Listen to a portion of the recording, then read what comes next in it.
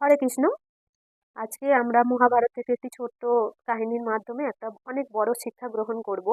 অনেকেই মনে করে যে আমার কাছে অনেক টাকা পয়সা আছে, আমার কাছে পুরো বাড়ির পরিবারের লোকজন রয়েছে, আত্মীয় স্বজন রয়েছে, আমার যদি কোনোদিন বিপদ হয় আমাদের পরিবারের লোক আমাকে সহায়তা করবে, সাহায্য করবে, আমার কোনো অসুবিধা নেই, আমার ডাক্তার বন্ধু রয়েছে, এরকম অনেকেই মনে করে।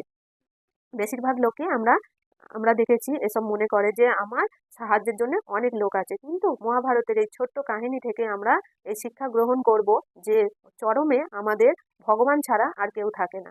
আমরা মহাভারত সবাই দেখেছি, কম বেশি আমরা সবাই জানি যে দ্রৌপদীর সঙ্গে রাজসভায় কি দুর্ব্যবহার করা হয়েছিল, রাজসভায় নিয়ে এসে অপমান করা হয়েছিল। তখন সেই রাজসভায় কে না ছিল না, তার স্বামীরা ছিল, পঞ্চ পাণ্ডবেরা ছিল, রাজা হিসেবে ধৃতরাষ্ট্র ছিল, কৃপাচার্য ছিল, দ্রোণাচার্য ছিল, মহাবীর কর্ণ ছিল। কর্ণের শক্তিতে পেরে উঠবে এরকম কেউ ছিল না, কিন্তু কর্ণ সেখানে কিছুই করতে পারেনি।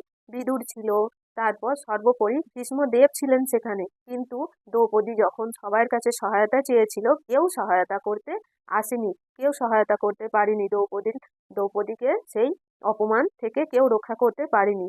অন্তিমে চরম মুহূর্তে দ্রৌপদী যখন দেখলো কেউ সহায়তা করার জন্য এগিয়ে আসছে না, তখন গোবিন্দকে আহ্বান করলেন, ভগবানকে ডাকলেন। ভগবান এসে দ্রৌপদী সেই বিপদ থেকে দ্রৌপদীকে উদ্ধার করলেন, ভগবান তার লজ্জা নিবারণ করলেন। তো আমাদের মহাভারতের এই ঘটনা থেকে সবাইকে শিক্ষা গ্রহণ করা উচিত যে আমাদের যা কিছুই থাকুক না কেন, যতই সম্পত্তি ধন সম্পত্তি থাকুক, যতই আত্মীয় পরিজন লোক থাকুক না কেন, অন্তিমে যখন আমাদের বিপদ হবে চরম মুহূর্তে আমাদের পাশে কেউ থাকবে না ভগবান ছাড়া। তাই আমাদের প্রত্যেককে ভগবানের আনুগত্যে থাকা উচিত, ভগবানের সম্পূর্ণরূপে শরণাগত হয়ে থাকা উচিত।